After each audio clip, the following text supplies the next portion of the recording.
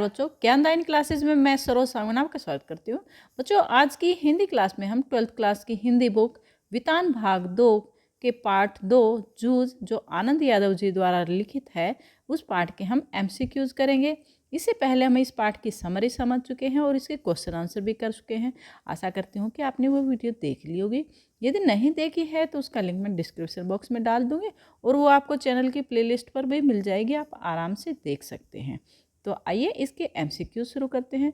बच्चों, इसके MCQ शुरू करने से पहले मैं आपको एक बात और कहना चाहती हूँ कि यदि आप चैनल पर नए हैं तो प्लीज़ चैनल को सब्सक्राइब कर दें और बेल को प्रेस करके उसको ऑल पर सेट कर दें, ताकि आपको आने वाली हर वीडियो की सूचना सबसे पहले मिले। तो आइए पहला क्वेश्चन करते हैं। आनंद यादव का जन्म कब हुआ था? A 1990 में, B 1922 में, C 1935 में, D 1944 में। इसका सही उत्तर है C 1935 में। आनंद यादव का जन्म कहाँ हुआ था? A Delhi, B Kanpur, C Bareilly, D Kagal Kolhapur Maharashtra में। इसका सही उत्तर है D कागल कोल्हापुर महाराष्ट्र में। आनंद यादव का पूरा नाम क्या है? A Anand Kumar Yadav, B Anand Singh Yadav, C Anand Pradhan Yadav, D आनंद रतन यादव। तो इसका सही उत्तर है D आनंद रतन यादव। आनंद यादव ने कौन से विषय में स्नातकोत्तर किया था? A Hindi, B Urdu, C अंग्रेजी, D मराठी एवं संस्कृत। तो इसका सही उत्तर है मराठी और संस्कृत। लेखक का दादा जल्दी कोहलू क्यों चलाता था? जल्दी काम खत्म करने के लिए, B अधिक पैसे के लिए, C अपनी आवारागर्दी के लिए, D आराम करने के लिए। तो इसका सही उत्तर है अधिक पैसे के लिए। दादा कोहलू जल्दी क्यों लगाना चाहते थे? A दूसरी फसल के लिए, B गुड़ की ज़्यादा कीमत के लिए, C काम जल्दी ख़त्म करने के लिए, D इनमें से कोई नहीं। तो इसका सही उत्तर है गुड़ की ज़्यादा कीमत के लिए। 7वां प्रश्न है, लेखक की कक्षा के मॉनिटर का क्या नाम था? A Vasant Patil, B Chauhan Patil, C Manohar Patil, D Rao Patil. तो इसका सही उत्तर है वसंत पाटिल। कहानी के शीर्षक जूझ का क्या अर्थ है? A संघर्ष, B चालाकी, C मेहनत, D कठिनाई। तो इसका सही उत्तर है संघर्ष करना। अगला क्वेश्चन है, जूझ पाठ के रचयिता कौन है? A Phanishwar Nath Renu, B Anand Yadav, C Dharmveer Bharti, D मनोहर श्याम जोशी। तो इसका सही उत्तर है B आनंद यादव। जूझ उपन्यास मूलतः किस भाषा में रचित है? A Marathi, B Gujarati, C Awadhi, D bridge. तो इसका सही उत्तर है A मराठी। जूझ के कथानायक का क्या नाम बताया गया है? A Ananda, B Dattaji Rao, C Mohan Anand, D कमल आनंद। तो इसका सही उत्तर है आनंदा। अगला क्वेश्चन है 12वां, जूझ कहानी किस उपन्यास का अंश है? A रंगभूमि, B गोदान, C गबन, D जूझ उपन्यास।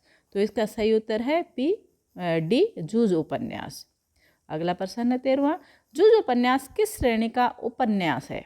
A आत्मकथात्मक, B सामाजिक, C धार्मिक, D आर्थिक। तो इसका सही उत्तर है एक आत्मकथात्मक। अगला क्वेश्चन है 14वां, लेखक की पढ़ाई किसने छुड़वा दी थी? A दादा ने, B चाचा ने, C मामा ने, D भाई ने। यानी दादा ने छुड़वा दी थी उसकी पढ़ाई, यानी उसके पिता ने छुड़वा दी थी। पिता को वो दादा बोलते थे। लेखक के पिता ने किस कक्षा में ही लेखक की पढ़ाई छुड़वा दी थी? A दूसरी, B पहली, C तीसरी, D पाँचवीं। तो इसका सही उत्तर है D पाँचवीं।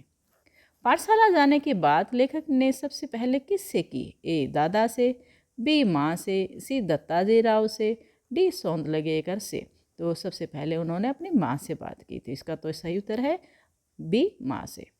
लेखक ने पढ़ने के लिए माँ को किससे बात करने के लिए कहा? A दादा से, B चाचा से, C मास्टर से, D दत्ताजी राव से। तो इसका सही उत्तर है D दत्ताजी राव से। पढ़ाई के लिए लेखक अपनी माँ के साथ किसके पास गया? A दत्ताजी राव के पास, B दादा, C सौंदलगेकर, D इनमें से कोई नहीं। तो वो दत्ताजी राव के पास गया था अपनी माँ के साथ। लेखक ने कौन सी कक्षा में दाखिला लिया? A 9वीं, B 10वीं, C 11वीं, D 5वीं। तो उसने पढ़ाई 5वीं कक्षा में छोड़ी थी, तो दाखिला भी दोबारा से 5वीं कक्षा में ही लिया था। सौंदलगेकर किस विषय का अध्यापक था? A अंग्रेजी का, B गणित का, C मराठी का, D संस्कृत का। तो इसका सही उत्तर है मराठी भाषा का। लेखक की माँ के अनुसार उसका पति दिन भर किसके पास रहता है? ए बालाबाई, बी रखमाबाई, सी लखमाबाई, डी मुन्नीबाई। तो इसका सही उत्तर है बी रखमाबाई। खेत का कौन सा काम समाप्त होने के बाद लेखक ने माँ से पढ़ाई की बात की? ए पानी लगाने का काम, बी बिजाई का काम, सी कटाई का काम, डी कोहलू का काम। तो इसका सही उत्तर है डी कोहलू का काम। लेखक पढ़ना क्यों चाहता था? ए ज्ञान के लिए, बी नौकरी के लिए, सी विद्वान बनने के लिए, डी कवि बनने के लिए। तो इसका सही उत्तर है बी नौकरी करने के लिए। वो पढ़ लिख कर नौकरी करना चाहता था, इसलिए वो पढ़ना चाहता था। अगला क्वेश्चन है 24वां। लेखक की माँ के अनुसार पढ़ाई की बात करने पर लेखक का पिता कैसे गुर्राता है? ए कुत्ते के समान, बी शेर के समान, सी जंगली सुअर के समान, डी चीते के समान। तो इसका सही उत्तर है सी जंगली सुअर के समान। अगला क्वेश्चन है 25वां। लेखक की माँ के अनुसार उसके पति ने लेखक को पाठशाला जाने से क्यों रोक दिया? ए खर्चे से बचने के लिए, बी बीमारी से बचने के लिए, सी अनपढ़ता से बचने के लिए, डी खुद काम से बचने के लिए। तो इसका सही उत्तर है डी खुद काम से बचने के लिए। वो काम नहीं करना चाहता था, इसलिए लेखक को वो सारे काम बताता रहता था। अगला क्वेश्चन है दादा राव साहेब के यहाँ तत्काल क्यों चला गया? दादा यानी उसके पिता राव साहब के यहाँ जल्दी से क्यों चले गए? अपना सम्मान समझकर, बी डर कर, सी पैसों के लालच से, डी घबरा कर। तो वो अपना सम्मान समझकर वहाँ जल्दी से चले गए थे। अगला क्वेश्चन है 27वां। लेखक के पिता का नाम क्या था? ए रतनप्पा, बी कृष्णप्पा, सी रामप्पा, डी मोहनप्पा। तो इसका सही उत्तर है रत्नप्पा।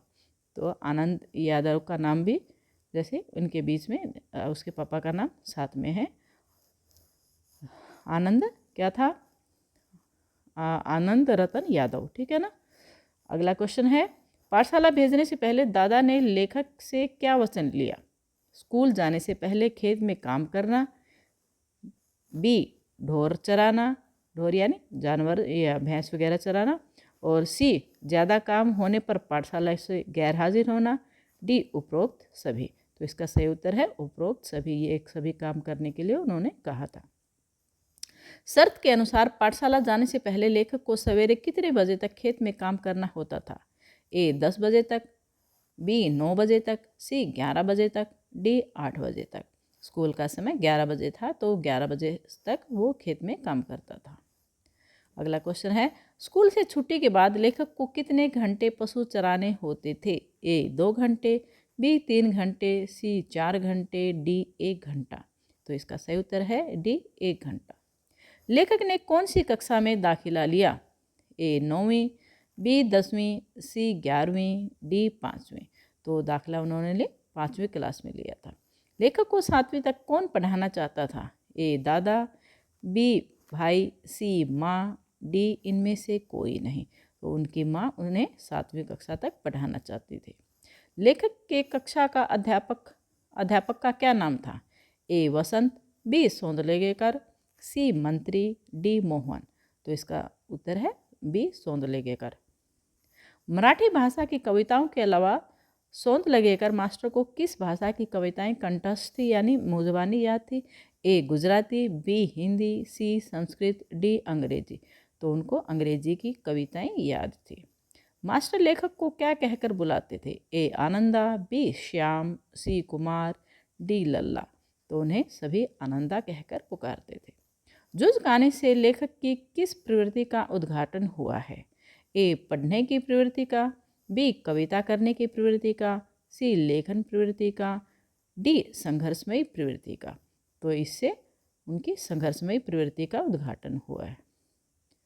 जिस शरारती लड़के ने लेखक के सिर से गमछा छीन लिया था उसका क्या नाम था? ए वसंत, बी चौहान, सी मनोहर, डी सुंदर। तो उनका नाम चौहान था। कक्षा का मॉनिटर कौन था? वसंत पाटिल। लेखक सी रमेश, डी सुरेश। तो इसका सही उत्तर है वसंत पाटिल। लेखक को गणित पढ़ाने वाले मास्टर का क्या नाम था? ए वसंत, बी सौंदलगेकर, सी मंत्री, डी रतनप्पा। तो इनका सही उत्तर है सी मंत्री।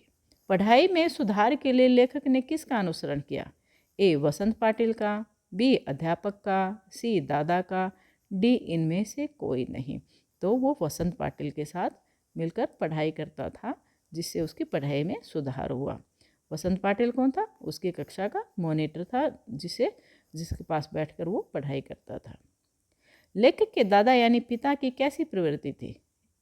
ए परिश्रमी, बी गुस्सैल और हिंसक, सी विनम्र, डी अहिंसक। तो इसका सही उत्तर है गुस्सैल और हिंसक। जूझ उपन्यास को कौन सा पुरस्कार मिला है? ए साहित्य दर्पण, बी साहित्य अकादमी, सी नोबेल, डी इनमें से कोई नहीं। तो इसका सही उत्तर है बी साहित्य अकादमी। जूझ उपन्यास का हिंदी अनुवाद किसने किया था? यानी ये मराठी भाषा में लिखा गया था, तो हिंदी में इसका अनुवाद किसने किया था? ए केशवदास ने, बी केशव प्रथम वीर ने, सी धर्मवीर ने, डी प्रेमचंद ने। तो इसका सही उत्तर है बी केशव प्रथम वीर ने। खेत में काम करते समय लेखक का अकेलापन कैसे दूर हुआ? ए गाना गाकर, बी कविताएं गाकर, सी सोने से, डी नृत्य से। तो कविताएं गाकर उनका अकेलापन दूर हो जाता था। लेखक मास्टर सौंदलेगर की कविताएं कब गाता था? खेत पर पानी लगाते हुए, ढोर चराते हुए, कक्षा में, डी घर में। तो वो खेत पर पानी लगाते हुए वो क्या कविताएं गाया करता था। तो ये थे हमारे पाठ 2 जूझ के MCQs। आशा करती हूँ आपके लिए काफ़ी हेल्पफुल रहेंगे। आपके लिए यदि हेल्पफुल है, आपको ये अच्छी लगी है वीडियो, तो इसको लाइक कर दें और चैनल को सब्सक्राइब कर दें, ताकि आपको आने वाली हर वीडियो की सूचना सबसे पहले मिले। वीडियो देखने के लिए धन्यवाद।